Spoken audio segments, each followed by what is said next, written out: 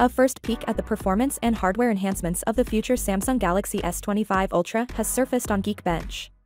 Judging on the model number SMS938, this is most likely the variant that will be available for purchase in the United States.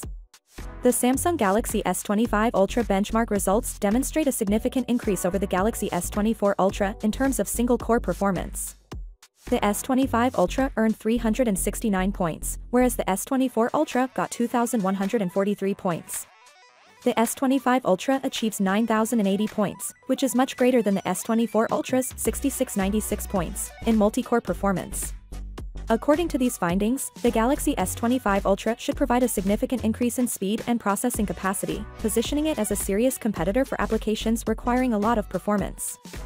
The new Galaxy S25 Ultra benchmark and the latest iPhone 16 Pro Max testing, as reported by Tom's Guide, provide an additional intriguing contrast. The iPhone performs well in multi-core testing, scoring 8,300, and in single-core benchmarks, at 3,400.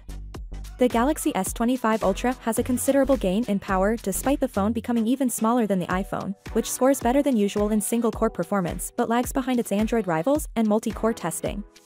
The newest flagship from Samsung will be somewhat thinner than the Galaxy S24 Ultra, according to leaked renderings. Interestingly, the S25 Ultra will also have rounded corners once again, departing from the acutely angular style that has characterized Samsung's Ultra models in recent years. A more powerful gadget is suggested by this design modification and performance increase. The Geekbench listing provides more specifications in addition to performance information. Similar to last year's Galaxy S24 Ultra, the tested model included 12 GB of RAM.